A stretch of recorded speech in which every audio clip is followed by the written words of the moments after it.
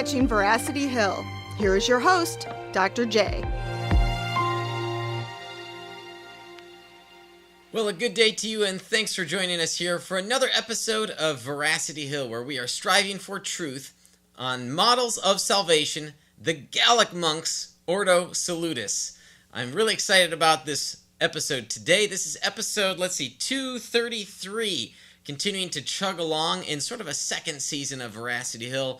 If you have been along for the ride since the very beginning, you know I did a lot more interviews in the first season, unofficial season, of the podcast, and now I've been doing more teaching. I've been doing a series recently on models of salvation, opened up with some introductory comments about important hermeneutics, the importance of a good hermeneutic, I should say. Then we looked at Calvinism, Arminianism, Molinism, Provisionism, and now we find ourselves at the Gallic monks. This was the subject of my doctoral research, and looking at some of the earliest responders to Augustine in the 5th century. Fascinating people. I want you to sit back and enjoy, maybe get some popcorn, grab that Dr. Pepper, because I'm planning on this being a longer live stream than usual. Usually we aim for about a 60-minute live stream. I have twice the slides prepared for today's episode, and I am prepared to not rush through them. So I'm anticipating that this will be a longer stream than usual, but if you are really wanting to learn about these so-called semi-Pelagians and what they think, this is the episode for you. I've crafted an Ordo Salutis because they didn't write in the way we wrote. They didn't seek to write systematic theologies, properly speaking. So I've done my best to faithfully describe how they would create an acronym to describe their Ordo Salutis. Now, just to be clear, this is a historical analysis of these monks. I'm not going to be arguing per se this is what people should believe about what the Bible means to say, means to teach to us, but rather that we should be charitable in how we understand our opponents, people we disagree with. And I don't agree with the Gallic monks on everything. I think some things that they say are valuable to consider, and you should consider those valuably as well. So, let us get into it. Who are the Gallic monks? This is John Cassian, Vincent of Lorenz, and Faustus of Ries. These were monks from the 5th century, and you might ask yourself, well, where is Gaul, where the word Gallic comes from? But I guess before I describe that or answer that, here's our models that we explored. And we've gone through 4 other models of salvation, and we now come to a 5th option.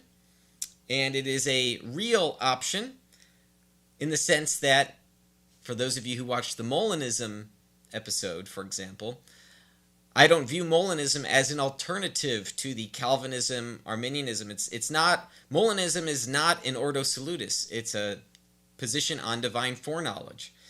But the Gallic monks, I think, do craft a position in this debate. So let's see here. We have a brief description of the Gallic monks. They were 5th century monks from Rome and Gaul, which is modern-day southern France. And they were the earliest responders to the later Augustine's doctrine of grace. Let me unpack that a little bit. For those of you who know a little bit of your Christian history, the Christian tradition, you know that Augustine is known for critiquing and showing as heretical Pelagianism. This is the Pelagian controversy. Augustine wrote many works against Pelagius and against his followers, Julian of Acronyn being the most foreknown.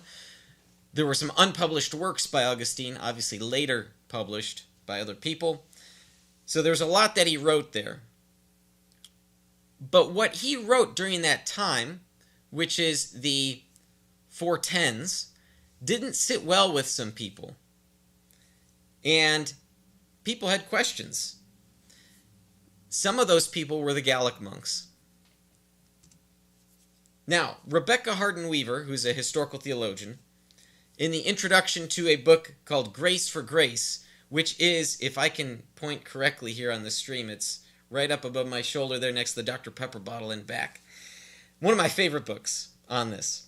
Grace for Grace, The Debates After Augustine and Pelagius. She wrote, the disputes over grace that arose in the 5th and early 6th centuries in the West reveal not only the absence of any normative doctrine of grace, but also the lack of consensus on the subject.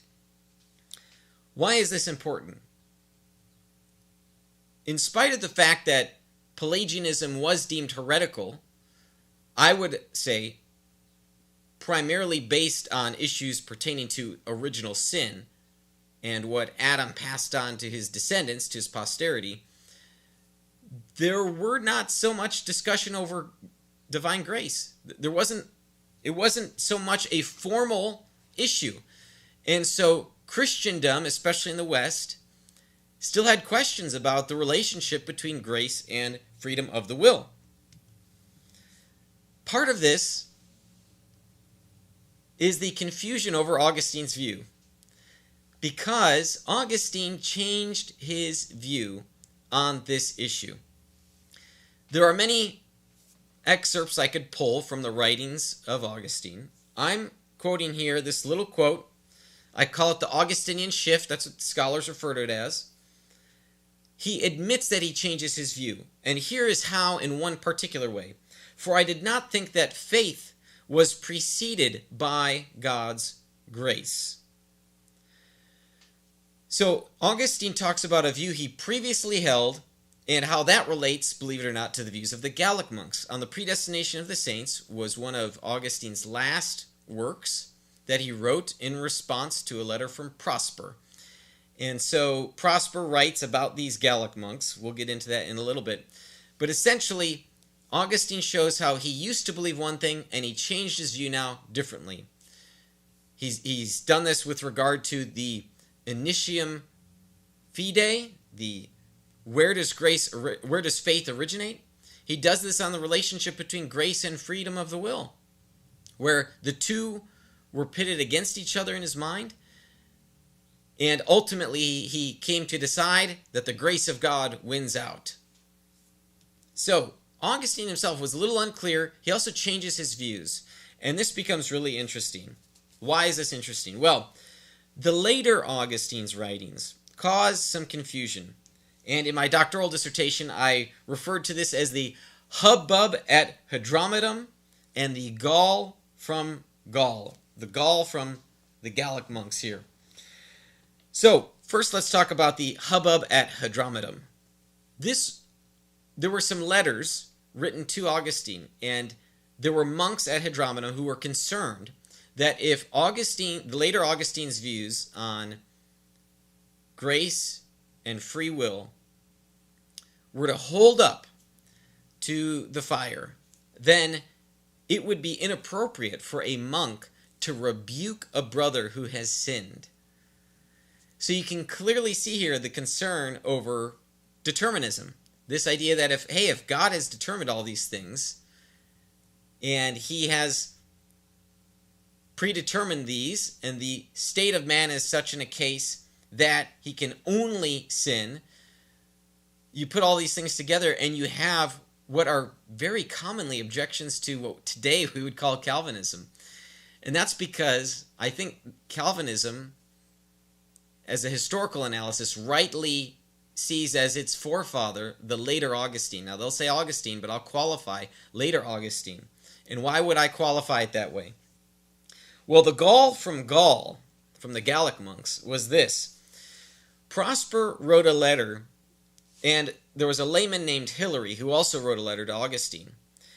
And these letters resulted in the two works of Augustine that we call On the Predestination of the Saints and On the Gift of Perseverance. And in these writings, these letters, we are told that the Gallic monks use Augustine's writings against Prosper and Hilary. Hilary is a man, by the way, in this case. Today's English Hilary is a female, but back then, in Rome, Hilary was the name for a man. This is interesting because the Gallic monks are using the earlier Augustine's writings as the authoritative position on grace, free will, and predestination. It's only the later Augustine where we have this change. Okay, that gives you a little bit of background. Now let me share with you the acronym that I have created. Using Gallic, let me describe the Gallic Ordo Salutis. So far as I know, this is the first time this is being published on the World Wide Web. I've been working on it for a couple weeks, and I hope that I'm faithfully describing the views of Cassian and company. First is G. Grace is manifold. Grace is manifold, and we'll see what that means. Manifold, many and variety of ways. So grace is everywhere. Just think grace is everywhere, okay? Grace is manifold because Adam's fall has brought about abject humanity. We can do nothing. We are decrepit. There was a collapse in human nature, a corruption of human nature.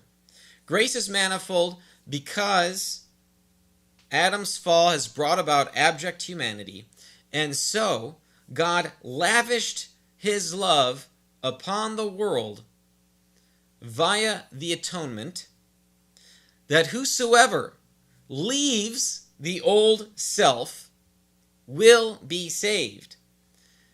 And the person will leave their old self, will repent, by a free choice of the human will. And that free choice of the human will was created by God, and in some cases is given extra grace, but not always.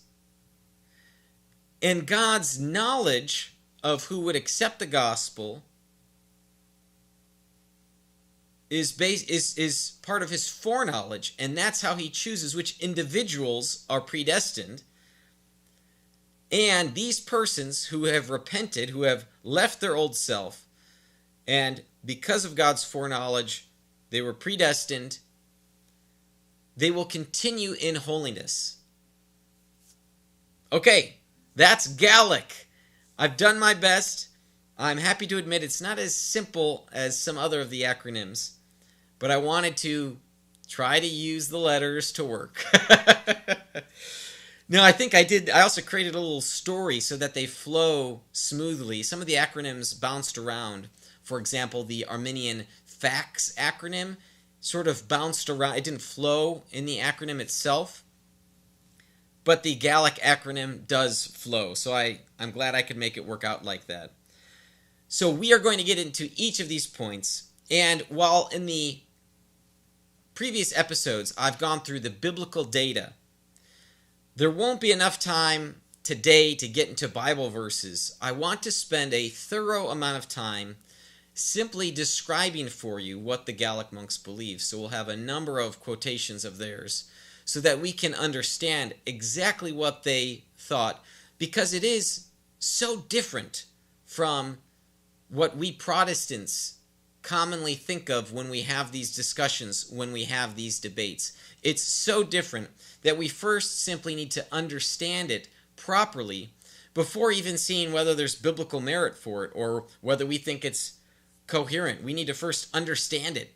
So whereas many of us have familiarity with Calvinism and Arminianism, maybe Provisionism as well, a lot of people are unfamiliar with the Gallic monks. So, let's start with grace. Manifold grace.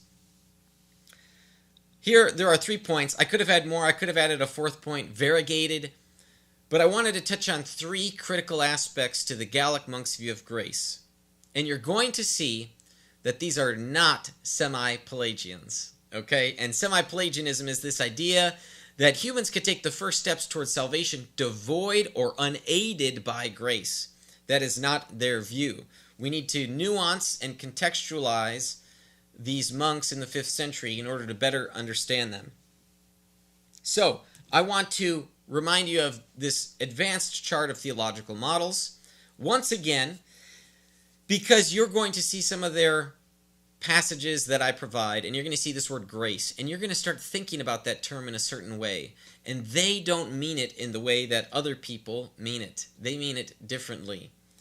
So how do they mean it? They mean it in this sense that grace is a gift from God, and grace and free will can work together, not independently of one another. So they're working together, not merely synergistically, not as a grouping of individuated parts working together, but concurrently together. There's nothing about the free will of humans and divine grace that is logically incompatible. For some reason we pit them against each other, but we don't have to do that. And Cassian has some quotes on that we'll get into. Okay, Prima Gratia, Latin, it's italicized, it's a Latin term. The Prima Gratia, the first grace. The first grace. What does this mean? Here's a passage from John Cassian's work, Conferences. When he notices goodwill making an appearance in us, at once he enlightens and encourages it, and spurs it on to salvation. Oh boy, that sounds like semi-Pelagianism right there. Let's stop. That sounds like semi-Pelagianism. This idea that humans take the first steps, right? When he notices goodwill making an appearance in us, what are we to do? Wait a second. Read the whole passage. When he notices goodwill making an appearance in us, at once he enlightens and encourages it, and spurs it on to salvation, giving increase to what he himself planted and saw arise from our own efforts. There's no denial that there is some aspect of human participation in the salvific activity. That's not the question. The question is there a prevenient grace that comes before anything that humans do? And the answer is yes. Now, one scholar, David McQueen, in his journal article, John Cassian on Grace and Free Will, wrote that we should recognize this as the prevenience of the first grace. The prevenience of the first grace. So for Cassian here, you see this idea that God has planted himself what Cassian calls the seeds of virtue. These come from God. Owen Chadwick, one of the early biographers of Cassian, 1950, Cambridge University Press, describes it this way: for there are still within man natural possibilities for good, seeds of virtue, insofar as they have been created by God. These natural possibilities are due to him. Nevertheless, these seeds, there's the spelling, I always have one spelling mistake. These seeds of virtue are naturally part of human nature and lie within the sphere of man rather than the supernatural sphere of God. So you see how Chadwick recognized this seeds of virtue are a natural ability. But Chadwick gets something mistaken here. He says that it's this sphere of man rather than the supernatural sphere of God. This is not how Cassian would understand it, because Chadwick is separating the two rather than recognizing that the sphere of man is the creative activity of God. So you cannot separate the two. This is the problem that the Gallic monks had with the later Augustine. And you see, now Owen Chadwick was Reformed, so it's maybe not not to be unexpected that this would happen. So this idea here of separating nature and grace occurs even in how some scholars interpret Cassian, when we can see Cassian doesn't make such a separation. Now here's Faustus of Ries, the Bishop of Ries. He lived about 50 years after Cassian. Well, he was bishop 50 years after Cassian lived. He actually studied at the monastery at Lorenz and was there at the same time as Vincent. Now Faustus wrote this: one who claims that nature must not be counted among their goods surely does not know that the author of nature is the same as the author of grace. Same sort of argument here from Faustus as there is in Cassian. This idea that you cannot separate nature and grace. Why do you say, well, if man does it, that's his nature, we can't have that. It has to be divine grace. That's a false dichotomy. For the Gallic monks, it's both the grace of God and the free will of man. It is not either or. It's a both and. And this is what separates them from the later Augustine. This is what separates them from Pelagianism. And this is what distinguishes them from Calvinists and Arminians. So, let me talk about the necessity of divine grace. Cassian, in his conferences, by the way, the conferences are a collection of the teachings of the Egyptian desert fathers. And Cassian attempted to adapt the teachings to his new context in Rome and Gaul. From Egypt, he went on north, was ordained into the diaconate by John Chrysostom, went over to Rome for a few years. We lose track of him, but then he pops up again in Rome and Gaul. So, he adapts the teaching for his context. Now, let's get into the necessity of grace. By necessity of grace, I don't simply mean that grace is necessary for salvation as a whole, but for every good act. So we see both of those types of statements in Cassian. Here's what he says. For it must be admitted that everything occurs either by his will or by his permission. We should believe that good things are accomplished by the will of God and by his help, while unfavorable things are accomplished by his permission. When, on account of our wickedness and hardness of heart, the divine protection abandons us and allows the devil or the shameful passions of the body to master us. So, let's review here. Keep in mind semi-Pelagianism. Let me go back to this quote. It must be admitted that everything occurs either by his will or by his permission. We should believe that good things are accomplished by the will of God and by his help. So, there are other passages as well, but what we get here from Cassian is that all good actions are one that require divine grace. So I've built here a deductive argument to prove that Cassian is not a semi-Pelagian. Cassian believes all good actions are ones that require divine grace. Taking the initial steps towards salvation is a good action. The conclusion, therefore, is taking the initial steps towards salvation requires divine grace. This is a logically valid categorical syllogism. So it is not illogical. It does not fall prey to any improper mood forms in categorical syllogisms. Logically valid. And I think this is a sound argument in terms of what Cassian believed, which means that even taking those initial steps required divine grace. So he can't be a semi-Pelagian. Also, he says, but we are taught in the very words of the Lord that everything is granted us by the divinity when we are not always resisting or constantly unwilling, and that the whole of our salvation must be ascribed not to our deserving works, but to heavenly grace. He's not a Pelagian. He's not a semi-Pelagian. He thinks that everything about salvation is to be ascribed to heavenly grace. I have ample other passages, but I'm already getting the impression that this will be a long live stream. Fire King, since you're with us and active on YouTube, I'll tell you what, I'll share one more quote with you about Cassian's view here. For it behooves us to believe not only that we cannot possess this perfection by our own toil and effort, but that we cannot even bring into play those very things that we use for this end, namely our effort, our exertion, and our labor, without the help of God's protection and his inspiration, and without the grace of correction and encouragement. That's from Cassian's Institutes, chapter 12. So there's so many passages that I could provide from Cassian's writings to describe for you the necessity of divine grace. And I encourage people to simply read the primary sources. Okay, let me move on here to Vincent of Lorraine. Now Cassian wrote his conferences, the Institutes and Conferences, sometime between the 410s and 420s.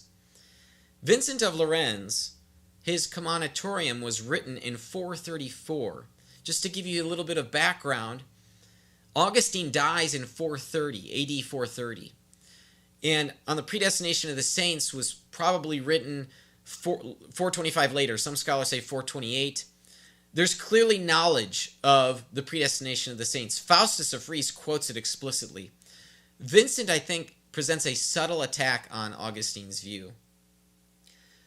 But let's first look at Vincent's critique of Pelagianism, because it helps us to recognize what his model of grace was. Vincent's Commonitorium was an attempt to understand orthodoxy and how the Catholic Church, lowercase c, because there was no great schism, how the Catholic Church can understand orthodoxy. And he gives this criteria. He was not writing a systematic theology pertaining to Ordo Salutis, so we have to do a little bit of investigative work. But he has a few throwaway comments, if you will, that help clue us in about his beliefs about grace and freedom of the will, original sin, etc. Here is one of them.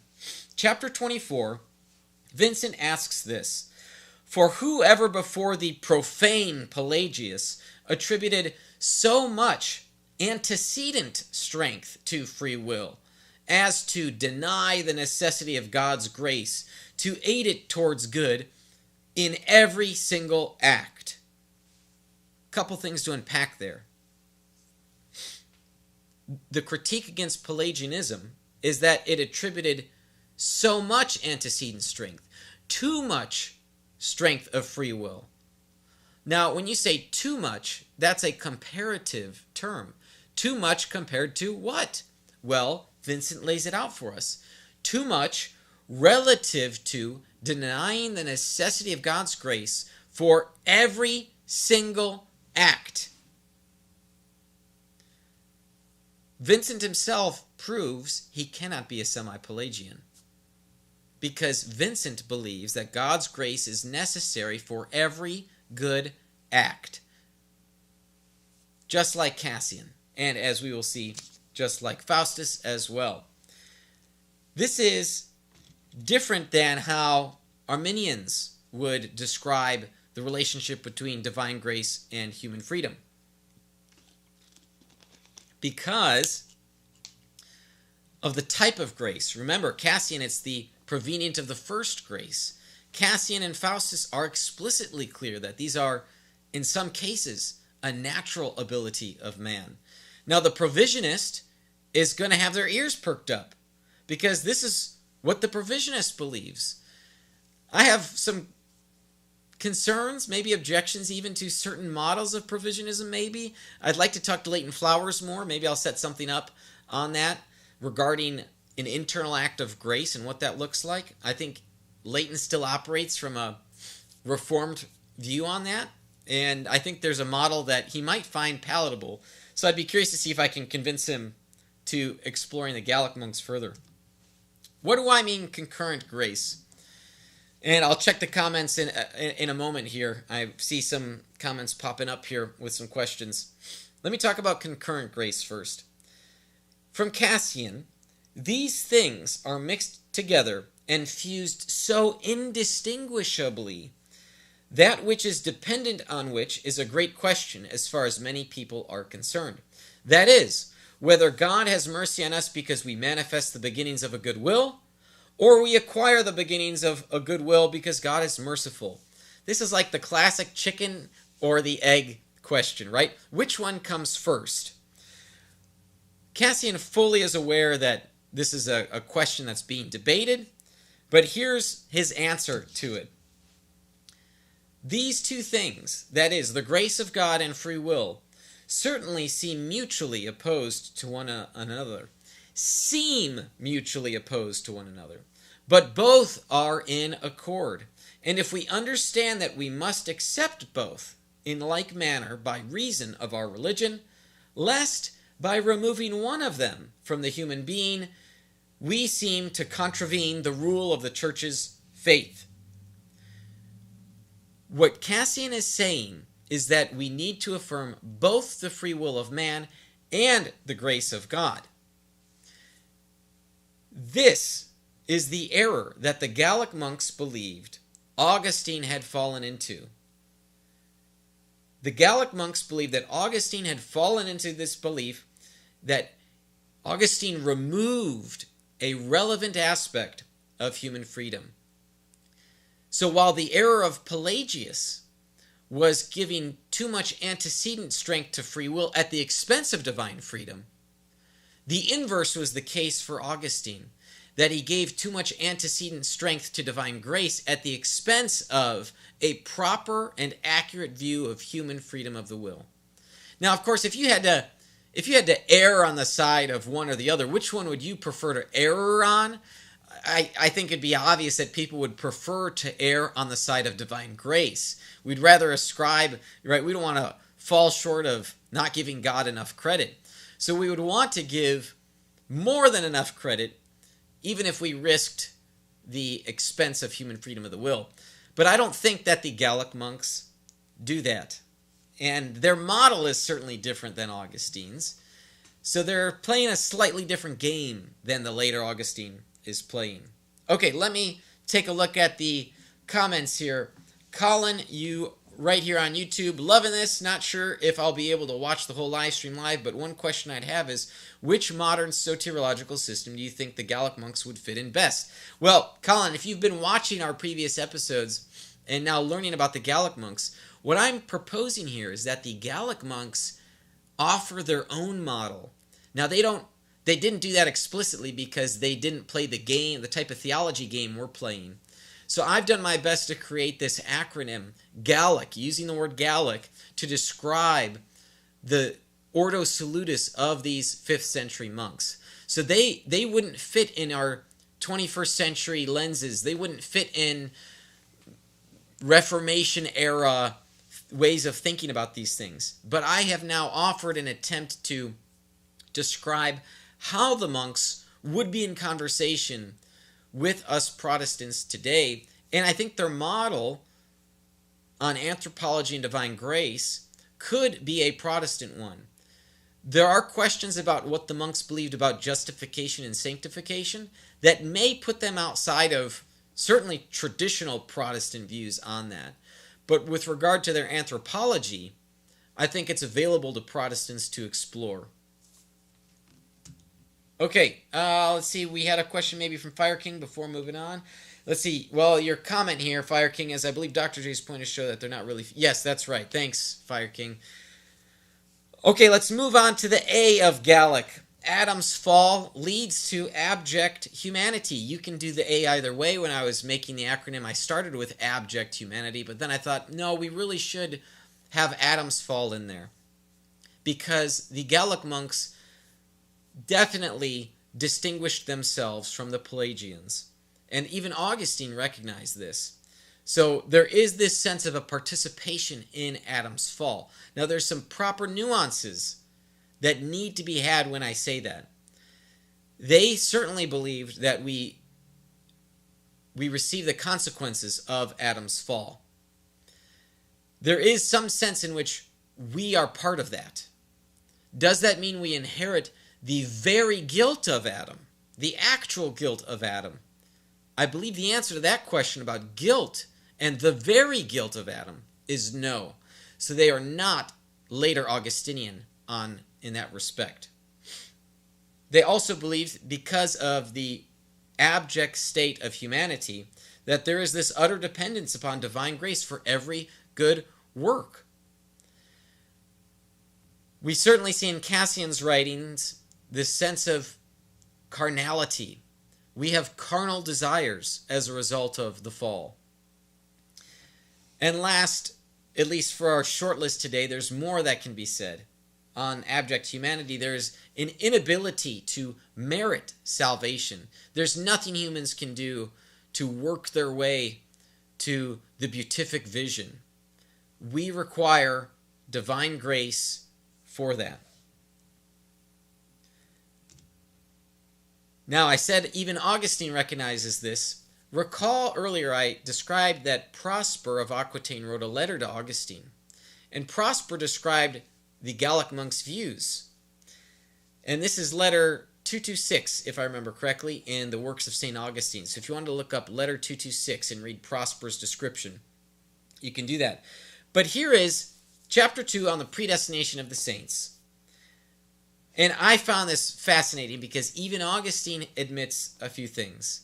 He calls them Christian brothers. He says, "And those brethren of ours, on whose behalf your pious love is solicitous," aka because he wrote a letter for them, "have attained with Christ's church to the belief that the human race is born obnoxious to the sin of the first man." Now here you should understand obnoxious to mean being exposed to harm. Sometimes obnoxious, I think, carries the sense of being annoying. You're being annoying. That's obnoxious. Stop that, right? This is being exposed to harm to the first sin of the first man, Augustine writes. And that none can be delivered from that evil save by the righteousness of the second man. So here you have Augustine confirming that the Gallic monks are not Pelagian, that they in fact believe that Adam's fall corrupted human nature. So much so that we require divine grace in order to be saved. Faustus, in a letter to a presbyter named Lucidus. Faustus, like I said, lived at the monastery of Lorenz and became Bishop of Rheims in the second half of the 5th century. He had to put some people in their theological place. And one such person was a fellow named Lucidus, who was Augustinian. And now some scholars will say that this was extreme Augustinianism or extreme Predestinarianism. That is not my position. That's not how I see this. I think that Faustus is critiquing later Augustinianism as we see it pop up in a few people in Roman Gaul, one of those being Lucidus. And in this letter, Faustus says, hey, you got to sign on to these anathemas. These are statements that should be condemned. So here's one of them. And this clues us into Faustus's view of human nature. "Let that man be anathema, therefore, who, among other impieties, left behind by Pelagius, contends with damned presumption that man is born without sin, and that he can be saved by effort alone, and he who believes that he can be freed without the grace of God." So you see here, again, a rejection of Pelagianism by a Gallic monk. Okay, we've spent a lot of time on the G and the A. I'm hoping there will be less time on the L's. So let us think about lavished love, the lavished love that God poured out to all of humanity. The Gallic monks believe that Christ's atoning work on the cross is available for all humans, and that all can be reconciled to God. Not that all will be reconciled to God, that's universalism, but that all can be reconciled to God. It's a live offer to everybody. Prosper, the opponent of the Gallic monks, and Prosper was explicitly an opponent to John Cassian, because Prosper wrote a work called Against the Conferencer. And Cassian wrote a huge volume of work called The Conferences. And Prosper quotes from Cassian's work, so it's clear that Prosper is critiquing Cassian. Now, what makes this fascinating is that, unlike most other cases in the Christian tradition, both of these works survive to us. So we can actually compare and assess whether Prosper was charitable, fair, and accurate in describing Cassian's views. And in some sense, at a surface level, this is true. But at a more detailed sense, he does a bad job. But here is one thing that Prosper gets right. And I'm quoting from this letter. It's 225. Hilary's letter, I think, was 226. Prosper's letter is 225 in Works of St. Augustine. "They say, moreover, that our Lord Jesus Christ has died for the whole human race, and that no one is exempt from the redemption of his blood." Man! How dare those Gallic monks think Jesus Christ died for the whole human race and that no one is exempt from the redemption of his blood? Oh, that's really the tone that we should be reading this as. Prosper is describing this to critique them because he wants Augustine to correct them. Isn't that amazing? I mean, utterly fascinating. So this is both accurate, it's an accurate view of the Gallic monks, but the tone in which Prosper's presenting it is one that the Gallic monks would say, well, wait, why is that a bad thing? Okay, so let's continue on.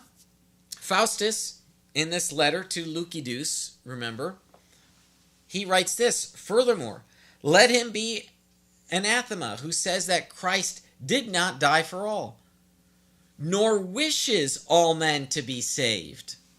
I pause there as a dramatic effect, because you might say, well, yeah, why should we think that someone should be an anathema who says that Christ did not die for all? I mean, we know that there's going to be eternal damnation, and so Christ didn't die for all. But here's the kicker. Nor wishes all men to be saved. That's important because in Augustine's on the predestination of the saints, Augustine affirms double predestination. This idea that God has pre-selected individuals based on the mystery of his will, for whatever reason he has, God selected certain individuals to be eternally damned. And Faustus here is saying, no, because that doesn't work. Let him be an anathema who wishes that God doesn't desire all men to be saved. All right, I believe one more point here for lavished love. In De Gratia, this is a famous work that Faustus wrote. Now, it's famous to Christian theologians who have studied him. It's well known. It's what he became known for in the 6th century. But until a couple years ago, this was only in Latin. And so Guido Stucco has this book here, Faustus of Ries on Grace, where he provides translation. As I was looking through it, it's not the entirety of De Gratia.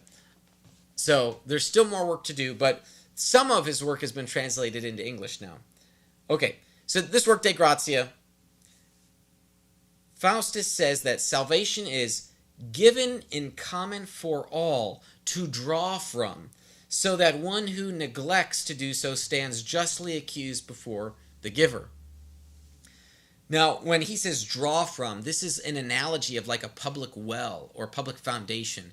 So everybody could come to the well and pull up to draw from.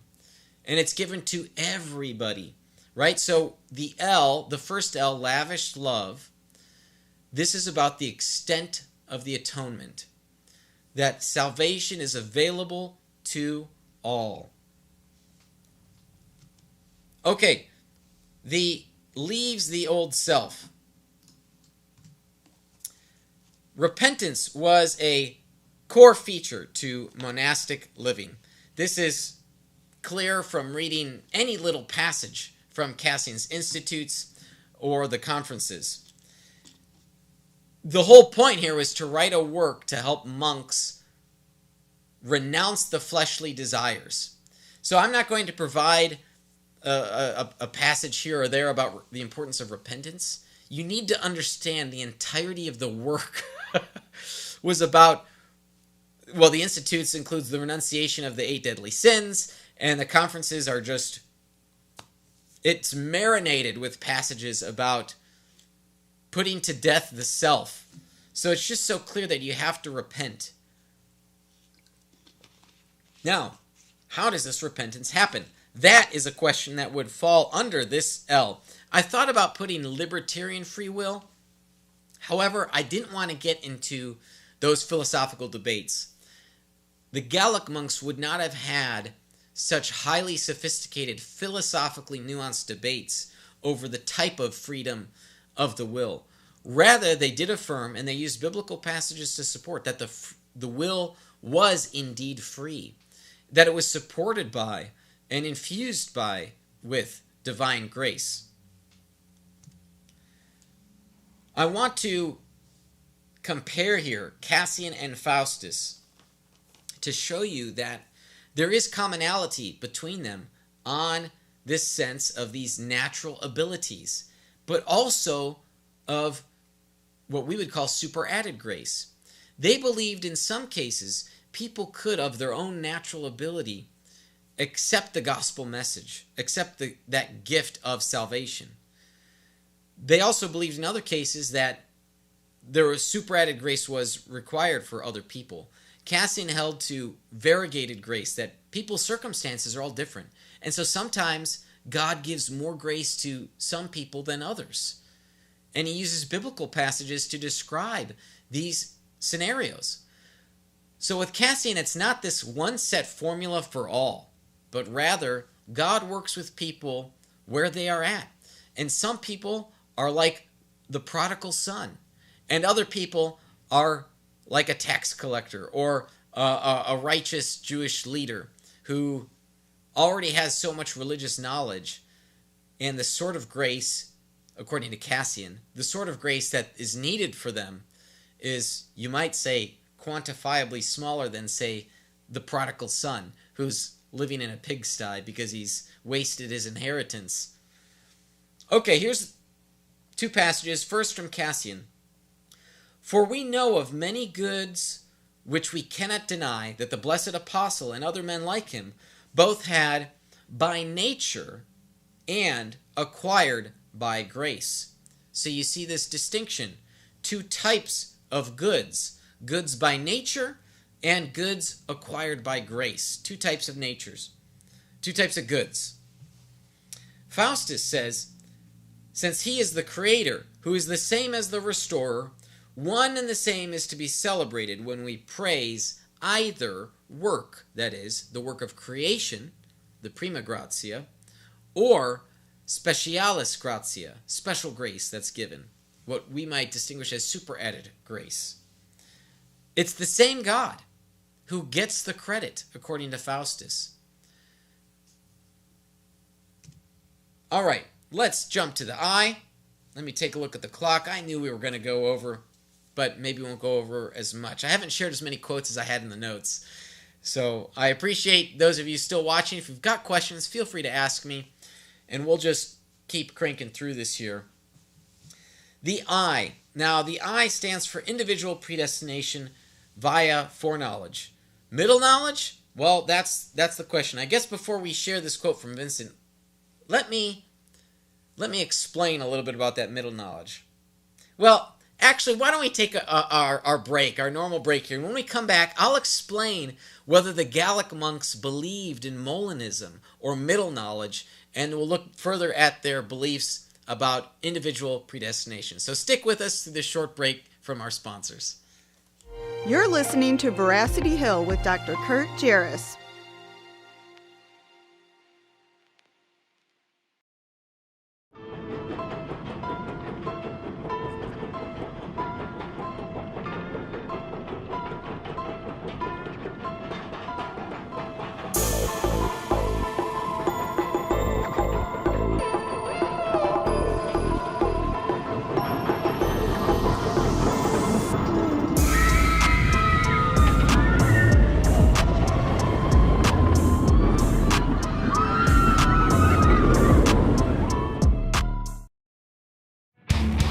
Evangelical Christians are talking about hell.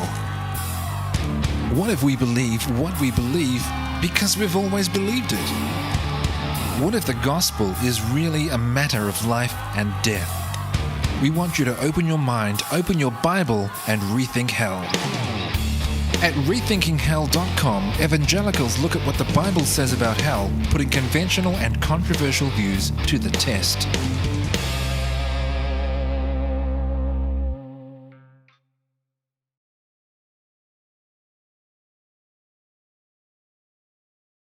Listening to Veracity Hill with Dr. Kurt Jarris. Sticking with us through that short break from our sponsors. Well, on today's program, we're talking about the Gallic monks, Ordo Salutis, and I may have left you hanging a little bit there about divine foreknowledge and individual predestination. What is it that the Gallic monks believed? Well, on the slide here, I've put middle in question mark because, according to Prosper of Aquitaine, the Gallic monks believed that certain individuals would be judged based on what they would have done had they lived, so especially on the fate of unbaptized infants. And you see this earlier in the 4th century with the writings of Gregory of Nyssa. And we've got good reason to think that Cassian, therefore, carried over Gregory's teaching from the east into the west. And Prosper objects to this view. Now, this is seen a little bit here and there. There's a little unclarity in the Gallic monks' writing on this, but there is one thing that's certain about their views of individual predestination, and it's that they firmly reject double predestination. So I have a couple passages, first here from Vincent, and this, I think, is a subtle attack against Augustine. So Vincent believed that it's heretical to believe that God created with his own hands a human nature of such a description that of its own motion and by the impulse of its necessity-constrained will, it can do nothing else, can will nothing else but sin. So, you might say, well, gosh, what does that sound to you like? That sounds very much like Calvinism. This idea that human nature can only sin. Now remember, we're not talking about the greatest extent of sin that someone could possibly imagine, but rather just that everything that they do is sinful. It's this inability to do anything objectively good in God's eyes, such that anything humans do, according to the Calvinist, is always sinful. But here in Vincent's Commonitorium, he's describing that sort of position is heretical and should be rejected. Now, where else do we see that teaching? You see that teaching in the later Augustine. So while Vincent himself doesn't mention Augustine by name, likely out of high respect for a beloved Christian leader of the church in the first half of the 5th century, he doesn't refer to him by name. This, I think, is a covert attack against later Augustinianism. Now, another point to consider is that for Augustine, the hardening of the heart was grounded in the divine will, the double predestination. Faustus, on the other hand, explicitly talks about the hardening of the heart as something that the human does. Now, I'm not going to get into Pharaoh and relevant biblical passages. I'm just describing what it is that the Gallic monks believed. There's an argument to be had that what they believed is compatible with biblical teaching, but we won't get into that discussion, at least not today. Now, Faustus, in that epistle of the lowering of Lucidus, says this: "Furthermore, let him be anathema who says that a man is thrust down to death by the foreknowledge of God." Now here Faustus means eternal death. So he is saying that it is an anathema to believe in double predestination.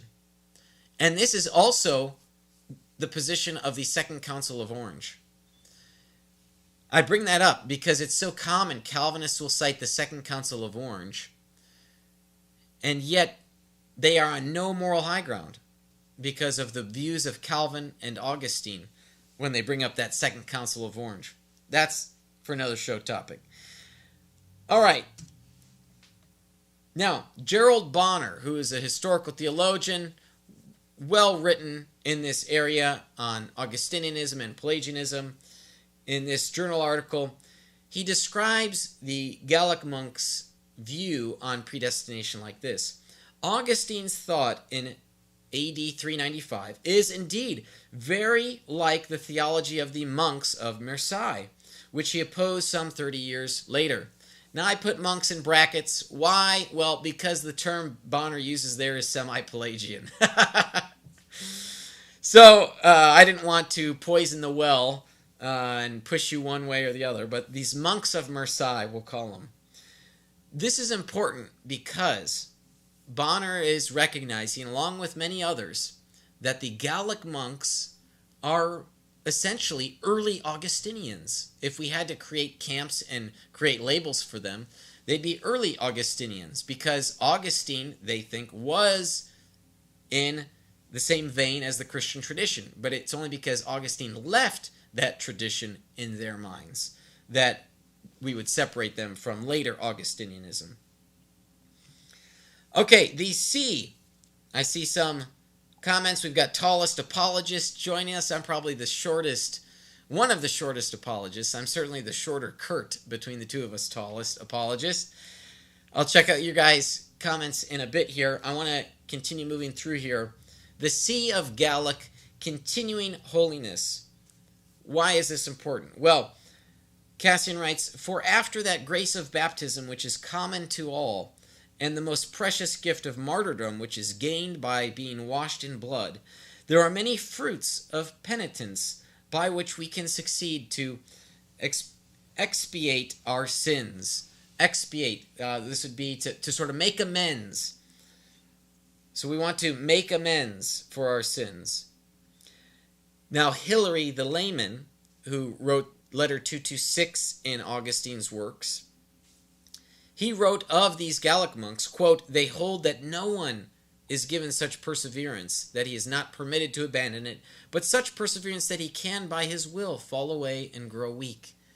So there is this sense that many will continue in holiness, some do not. And according to Faustus of Ries, those who do not fall away by the errors of their original sin.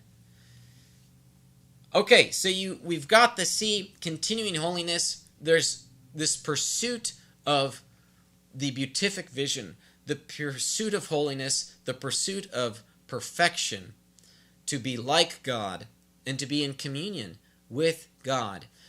This was a critical aspect to monasticism in the 5th century.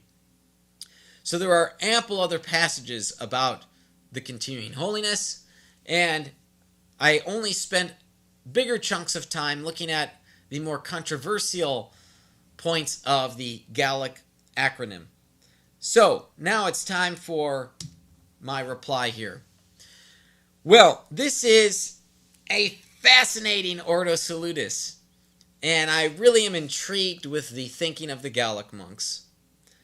Now, part of the challenge is what they wrote was practical theology. That's especially true of Cassian. He did write a work against Nestorius, which would have been a theological treatise, and there are some things we can mine from that regarding his anthropology. But really, we need to mine his practical theology works, the institutes and the conferences, in order to understand what his systematic theology would be. Vincent is another interesting figure. We have 3 of his works. The Commonitorium, which was this pursuit of identifying orthodoxy, and what's orthodox is that which has been believed everywhere, always, and by all. We have, through the writings of Prosper, that opponent, the Vincentian objections. It's a list of objections that is claimed to be from Prosper. And what's so interesting about, claimed to be from Vincent, what's so interesting about this is some scholars have been sympathetic to the view that Vincent was an Augustinian. And I've not shared that sympathy. What these scholars have to do is they have to propose that there's a second Vincent out there who wrote those objections. And I don't think we have to do that. I think Vincent covertly attacked Augustinianism in the Commonitorium, and that he does separate himself from later Augustinianism with these objections, the Vincentian objections. The third work was lost to history, discovered in 1938. That's called the Excerpta. It's a collection of Augustine's works. Yes, Vincent compiled a collection of excerpts. It's called a Florilegium of Augustine's views of the Incarnation and the Trinity. What's so interesting about this collection of excerpts is the way that Vincent cut the text, figuratively cut out. He just didn't copy sections, right? He copied excerpts, and he cut off sections in Augustine's Predestination of the Saints. And he excludes all of that stuff that appears to us to be like Calvinism. And he retains the stuff about Christology. So I think when you evaluate the Excerpta, you realize, oh wow, Vincent really didn't like, or at least agree with, Augustine on those issues. With Faustus, we have a clearer defender of what we could refer to as 5th century Gallic anthropology. It's the clearest expression because De Gratia is a thorough theological treatise which critiques predestinarianism, what scholars call predestinarianism. Now, some scholars think this is an extreme form of Augustinianism. I don't think so. I think he's critiquing later Augustinianism. I think that's the better play as a historical analysis. And it's the clearest expression of 5th century Gallic theology because it's a proper theological treatise on these issues. Whereas Vincent was more covert, Faustus is explicit. And you see Faustus's teachings are in alignment with Cassian's practical theology. So you do see this coherent, albeit regional, theology. Yes, it's regional. However, they believe they were in line with the Eastern Greek theological tradition when you study the Church Fathers. Cassian studied in the Greek East. And what he does is he carries over Eastern teaching to the West. So this is not a novelty in the sense that it's not an attempt to bridge a gap between Augustinianism and Pelagianism. That doesn't give classical tradition that he learned. It's not this attempt to bridge the divide between the two, to make both sides happy. That's a terrible way of historically understanding the situation. So any systematic theologian, any systematic theology, any theologian that describes it like that, of which there are plenty on the Reform side and even some on the Arminian side, they are wrong. Read the primary sources.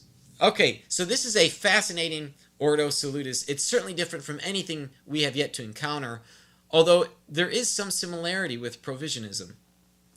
Now, I want to turn my attention over to the comments just to make sure I'm not dropping the ball on any of this. Tallest Apologist asks about resources you'd recommend for the relationship between nature and grace. Well, as I mentioned, you could start with the primary sources. You could read Cassian's Conferences. That's a nice place to start, but recognize that what you're reading is a work of practical theology. It's not a systematic theology. If you wanted to look at it from a historical perspective, one of my favorite books is a collection of essays called Grace for Grace. I've already mentioned it in this video. It's a more expensive book, but it's a nice scholarly analysis. If you wanted a scholarly analysis that is a good starting point while fully recognizing some mistakes, Rebecca Hardin Weaver has a work, I think it's by Mercer University Press. Divine Grace and Human Agency is the name of the work. The reason why I say there are some mistakes in there is because she herself admits her mistakes.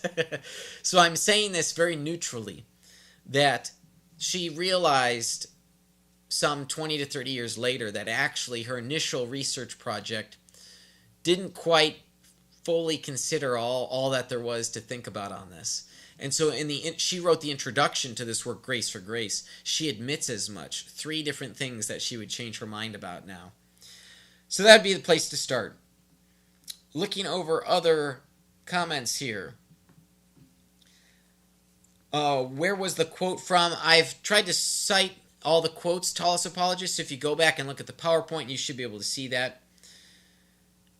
And I don't see any other questions. But thanks, gentlemen, for your continued engagement here on our live stream. Okay, so if I had to critique the Gallic monks, here would be one issue. On the priority of individual election, I think in some cases the Gallic monks are still asking the wrong sorts of questions upon the biblical text. There's still this game that they are trying to play about the relationship between divine foreknowledge and election.